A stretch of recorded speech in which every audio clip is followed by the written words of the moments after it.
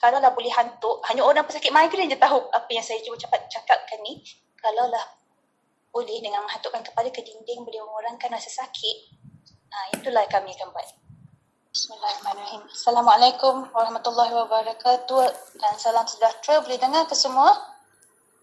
Boleh ya? Okay. Actually memang saya nak kongsi healing crisis.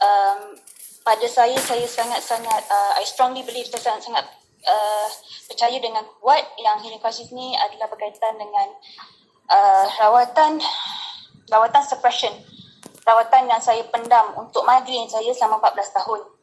Maaf kalau suara saya macam bergetar-getar. Ini sesuatu benda yang baru saya. Healing crisis ni sebelum ni akan berlaku bila kalau saya banyak aktiviti apa semualah, dan baru saya alami sejak pertengahan Ramadan. To be specific, 30 hari bulan April, bukan 30 April.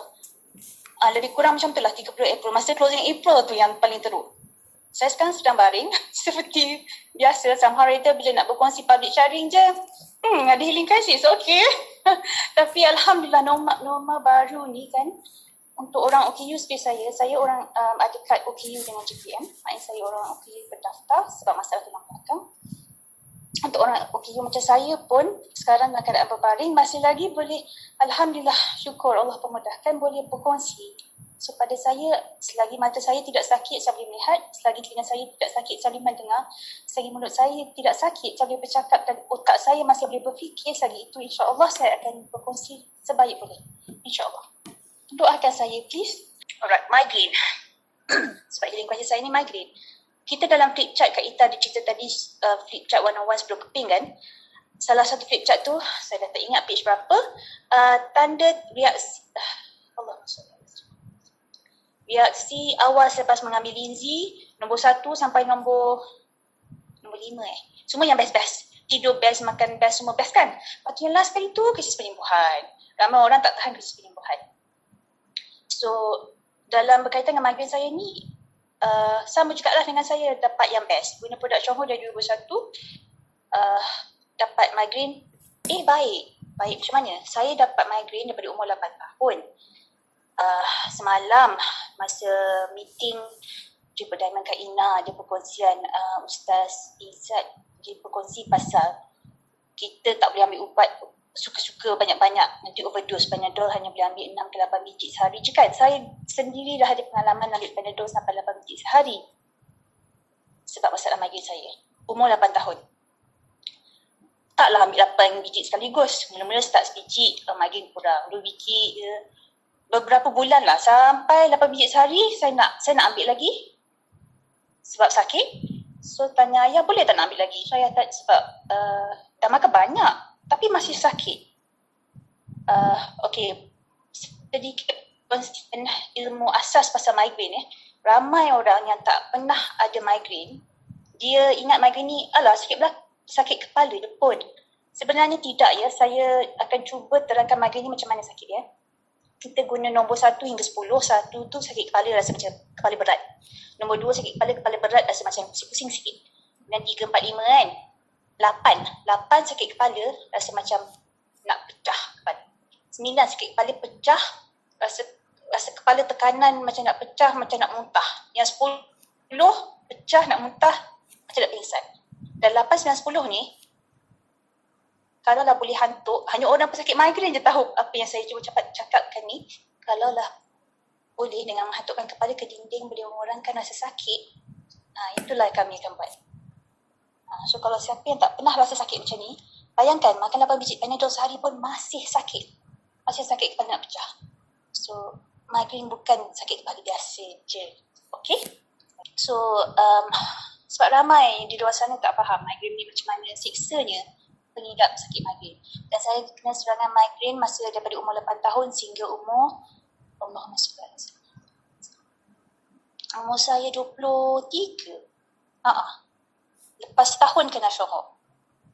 So 8 tahun makan 8 biji, tanya ayah boleh tak nak makan lagi, ayah kata tak boleh. Nanti kalau makan lebih bahaya, doktor tak bagi, overdose. So saya ni budak 8 tahun kan, simple je. Dah makan ubat sakit, baik tak payah makan. Tak ada fikir pun pasal ubat tu berbahaya ke apa. So saya tak makan lah. Sakit lah. Beberapa bulan lepas tu saya tak ingat saudara ke kawan ke recommend. Kata you sakit kepala, cuba you pakai minyak angin. So saya pun minyak angin, okay try. Sapu je minyak angin terus kurang lah sakit kepala. So bermulalah persahabatan saya start minyak angin umur 9 tahun. Persahabatan best friend forever dengan minyak angin. Saya kena serangan 3 ke 4 kali seminggu kan. So agak-agak lah sebulan berapa botol saya guna minyak angin. Okay. Saya guna 3 botol minyak angin bersaiz medium.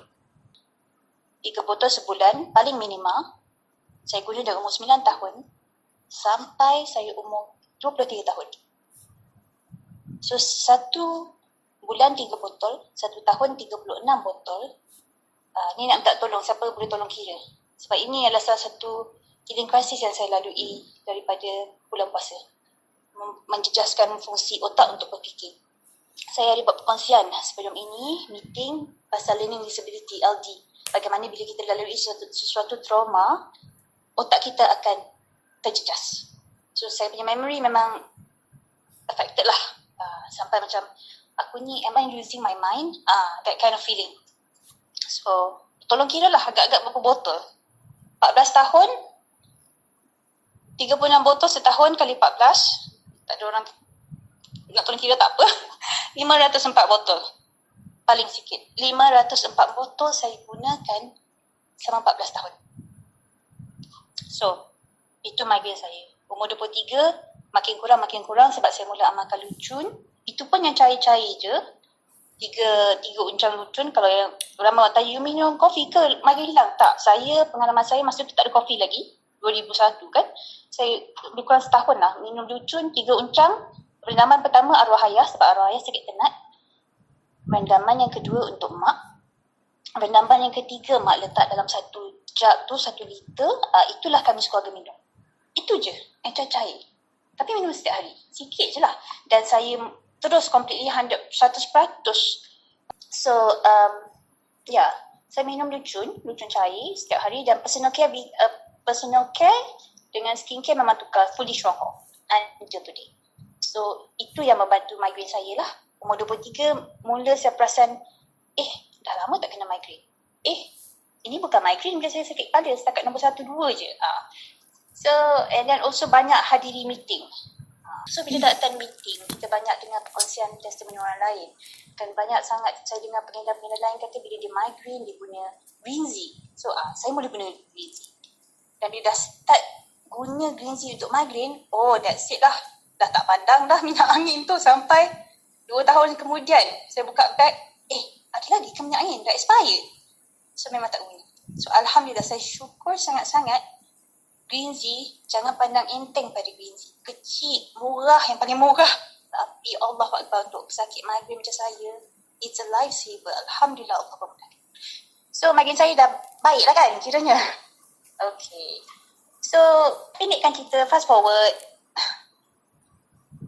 2016 saya duduk dengan masa tu Diamond, Kak Soha baru qualify Diamond. Dia ada berkongsi sesuatu ilmu kesihatan yang macam bila saya dengar tu macam, kenapa Kak Soha cakap macam tu? Dia kata macam ni, Aina, kita ni bukan masuk dalam golongan orang-orang yang risiko tinggi untuk mendapat masalah berkaitan dengan kepala, terutamanya sekali masalah berkaitan dengan otak yang serius.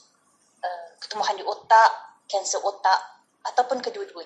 Itu statement Kak Soha. So I was like, what do you mean? Kenapa? Okay, of course I'm curious lah nak tahu kategori apa. Kalau bukan high risk kan, high risk tu pun dah takut.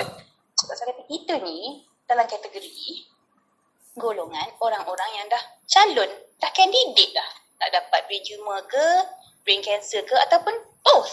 And I was like, what? What do you mean Kak Soha? Please explain. So she explain lah, dia kata, bayangkan kita bertahun-tahun macam Kak Soha, kita dah ada masalah kepala apa semua. Macam saya, dia tahu migraine. So kata, you dah guna berapa tahun minyak angin. Masa tu saya tak kira berapa botol apa semua tau.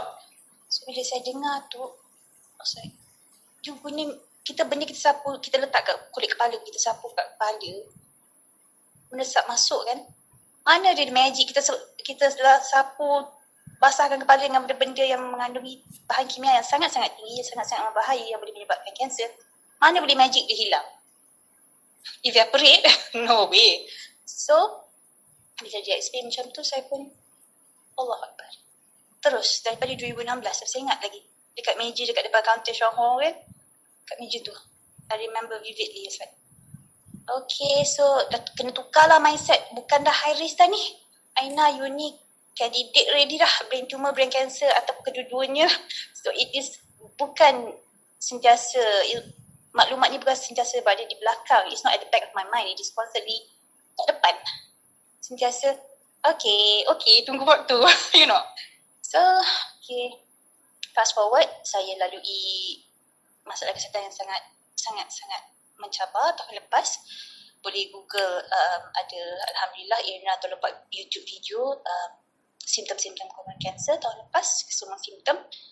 Dan saya tidak pergi hospital, saya mengaku tidak dapat diagnose hospital semua, tapi Alhamdulillah keluarga saya sangat berrezeki, rahmat dan nikmat. Kami kenal secara peribadi ramai doktor-doktor pakar kanser, pakar rehabilitasi, pernah berinteraksi, saya sendiri pernah berbincang dan berdiscussion dengan doktor pakar tulang. Mereka ini ketua jabatan at that level, sebab bila kita ada ilmu dan bila kita berbincang dengan mak saya pakar mata dia, bincang dengan doktor pakar dan mereka beri kita ruang dan peluang untuk faham apa yang kita terangkan. Sebab apa yang kita ada, Shonghong, all scientifically researched and accredited, semua dapat pengiktirafan scientific, clinical research. So tak perlu takut, tak perlu risau. Bawa buku hijau, tunjuk kat mereka. So bila kita dah bincang, ambil masa terangkan, mereka pun ambil masa untuk faham dan dengar. Alhamdulillah, dia orang, dia bukanlah terima produk, apa tidak. Mereka respect. Dia terima pilihan kita untuk pilih rawatan yang tidak bukan berasaskan kimia, yang bukan invasif. Sampaikan doktor keluarga saya, she's a world renowned rehab specialist. Bila saya bagi tahu dia lepas first cycle lah, sebelum start saya tak bagi tahu lepas buat treatment. Lepas first cycle, I call her, dia bukan di Malaysia, dia di luar negara buat PhD. I call dia Prof, dia ada berita nak bagi tahu. Saya macam ni, saya tak pergi doktor semua, dia marah semua, so saya explain, saya ada hemofilia, saya explain lah all the information, medical apa semua. Dia pun macam, okay, I'm okay with it, you know what you're doing, awak tahu apa awak buat, cuma dia kata, satu je, either way, sama ada cara hospital ataupun cara natural healing ni, pemulihan semula jadi ni, it is very very difficult, sangat-sangat mencabar. I hope you can cope, saya harap awak boleh tahanlah. Itu je nasihat. So saya kata insyaAllah Prof, itu orang doa. So this is where bila kita ada ilmu dan kita buku hijau sangat penting, kita punya flip chart one-on-one betul kat kita sangat-sangat penting bila kita nak cakap, especially orang-orang yang teknikal, orang-orang yang latar belakangkan perubatan ni.